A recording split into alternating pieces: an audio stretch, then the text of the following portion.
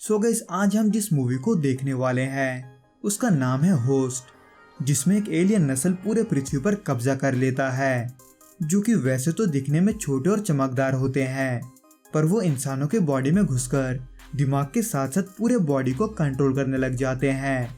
हालांकि ये एलियन नस्ल जो कि खुद को सोल बुलाते हैं, ये उनके लिए पहली बार नहीं होता कि वो किसी दूसरे प्लेनेट में रहने आए हो, बल्कि वो इससे पहले भी कई सारे प्लैनेट्स पर रह चुके होते हैं, जहां वो पृथ्वी के तरह ही वहां के डोमिनेंट स्पीशीज को कंट्रोल करके सुकून के साथ रहते थे।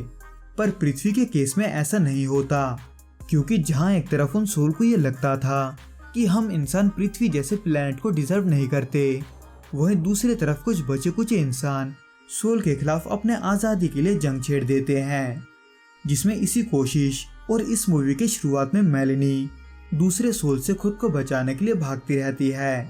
पर मेलेनी को बहुत ही जल्द कई सारे सोल घेर लेते हैं ताकि वो मेलेनी को पकड़कर उसके बॉडी में भी एक सोल डाल सके।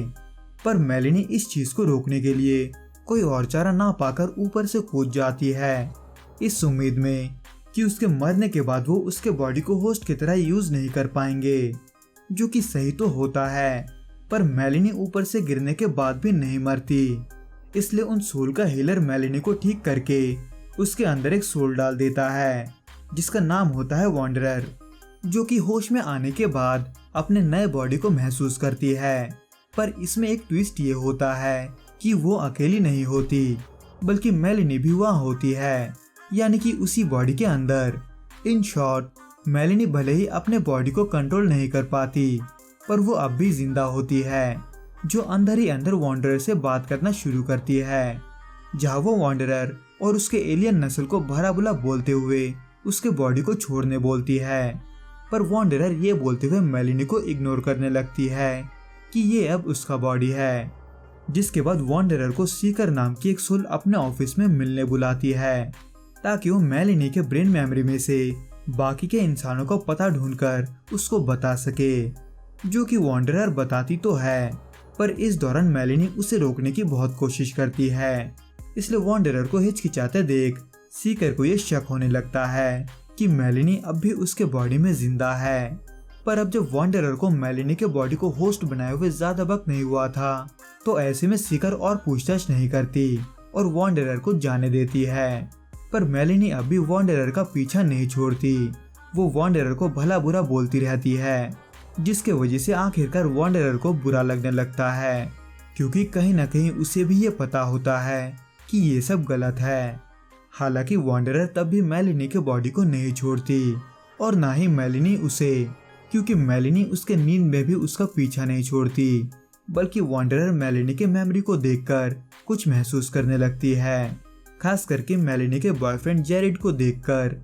इन शॉर्ट, वॉन्डरर को इंसानों के सारे इमोशंस फील होने लगते हैं, खास करके प्यार और किसी का परवाह करना, जो कि वॉन्डरर के लिए बिल्कुल नया होता है, जिसके वजह से उसके अगले दिन जब सीकर उससे मेलेनी के बारे में और भी सवाल पूछती है, तब वॉन्डरर कुछ भी ऐसा नहीं बताती जिससे कि सीकर को और लोगों के बारे में पता चले।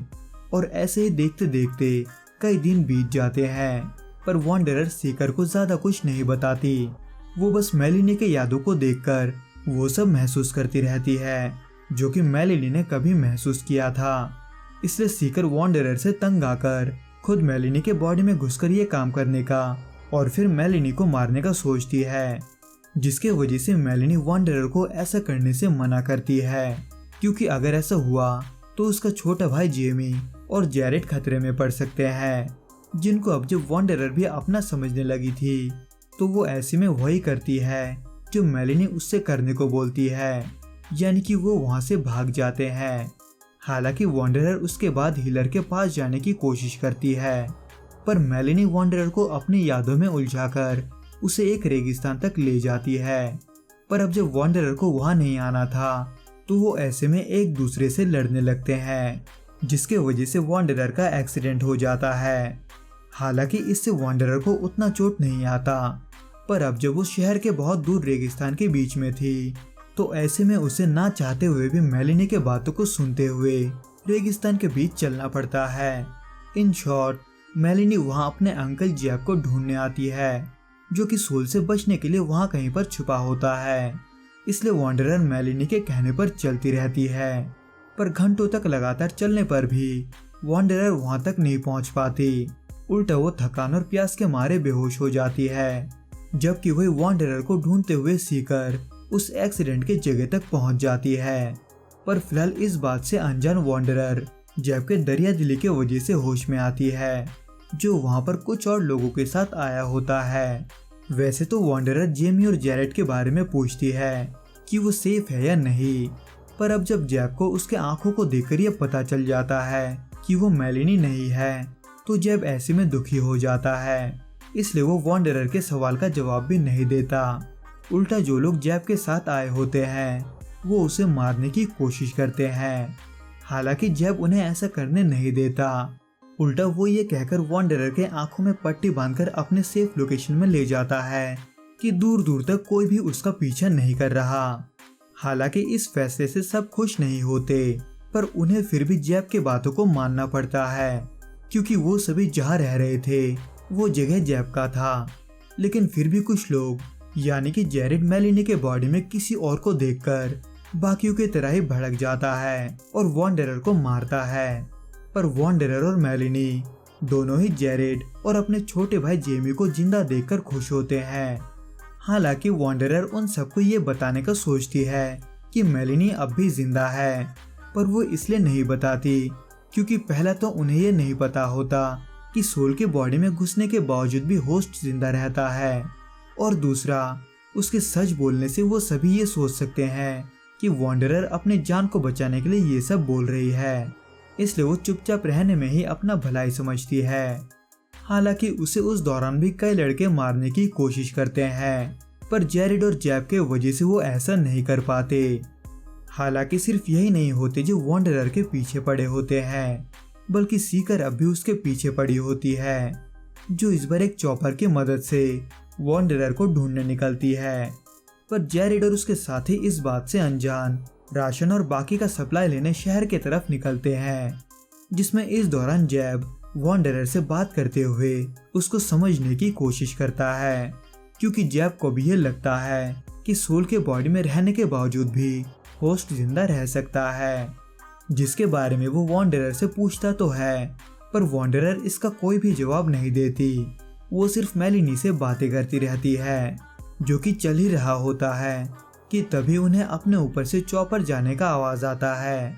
इसलिए वो खुद को छुपाने के लिए उन शीशों को जल्दी से अंदर की तरफ कर लेते हैं, जिनका इस्तेमाल वो फसलों को धूप देने के लिए कर रहे थे।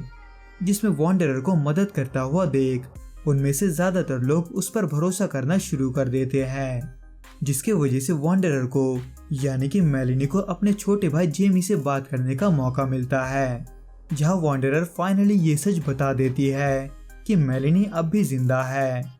जिसमें इस दौरान वांडरर को वहां का एक लड़का यानी कि इयन पसंद करने लगता है, जो कि मेलिनी को बिल्कुल भी पसंद नहीं आता। पर मेलिनी वांडरर को इयन से घुलते मिलते देख उसे रोकने की कोशिश करती है, क्योंकि मेलिनी जैरेड से प्यार करती थी। पर अब जब उस बॉडी पर वांडरर का कंट्रोल होता है तो वो मेलिनी के बातों को नहीं सुनती। खैर वह दूसरी तरफ जब जैरेड अपने साथियों के साथ उसके अगले दिन वापस लौट रहा होता है, तब रास्ते में सोल उनमें से एक ट्रक को रोक लेते हैं। इसलिए बाकियों को बचाने के लिए वो अपनी कुर्बानी दे देते हैं। इसलिए अपने साथियों को खोने के गम में गुस्से से भरा जैरेड अपने सीक्रेट जगह पर वापस जाता है, जहां वांडरर बाकी सभी को अपने बारे में और अपने लोगों के बारे में बता रही होती है, जिसको सभी बड़े ही गौर से सुनते हैं, क्योंकि उन्हें वांडरर के बातों को सुनना अच्छा लगता है। इन शॉर्ट कुछ ही दिनों में वहाँ सभी वांडरर को पसंद करने लगते हैं।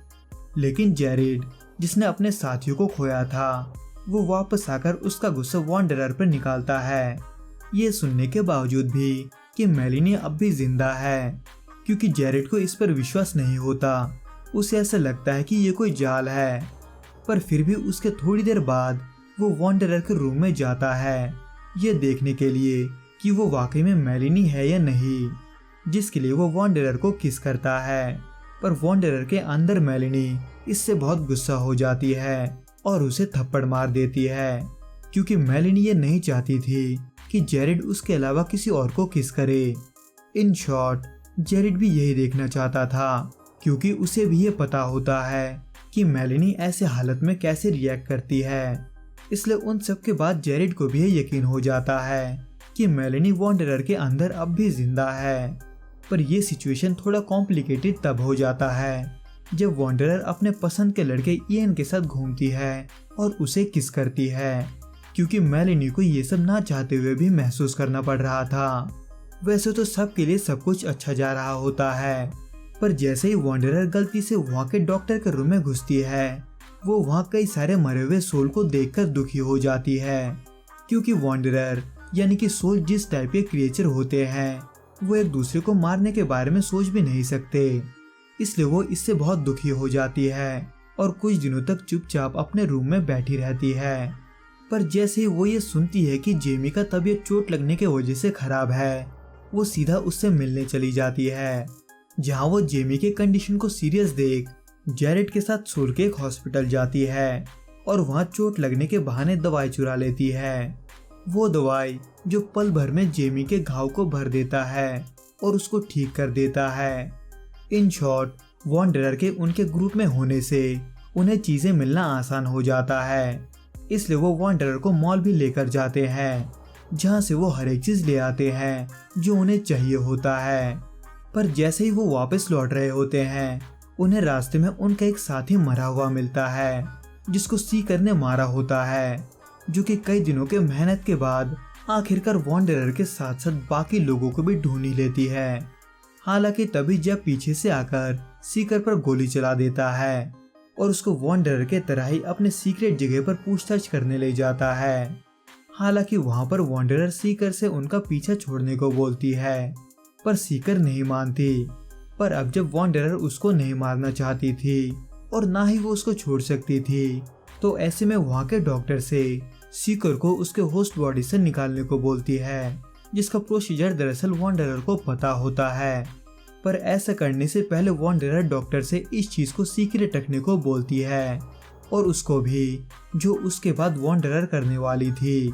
यानी कि वॉन्डरर फाइनली मेलेनी के बॉडी को छोड़ने का फैसला करती है, पर मरकर, जिसके बाद वॉन्डरर सीकर को उसके होस्ट बॉडी से निकाल देती है और उसे दूर के किसी प्लैनेट में भेज देती है।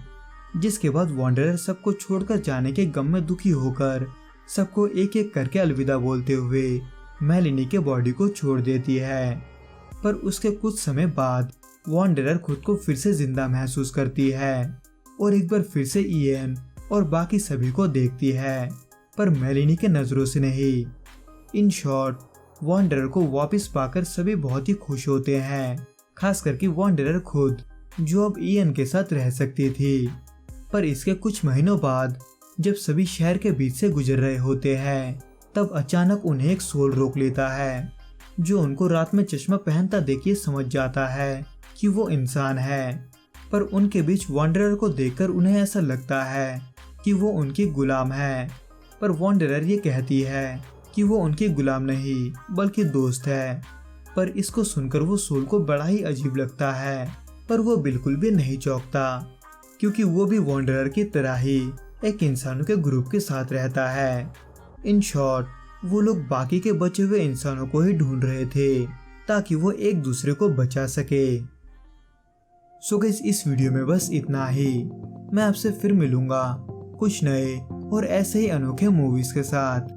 अगर आपको ये वीडियो पसंद आए तो प्लीज इस वीडियो को लाइक, शेयर और इस चैनल को जरूर सब्सक्राइब करें। Till then, good bye and be safe.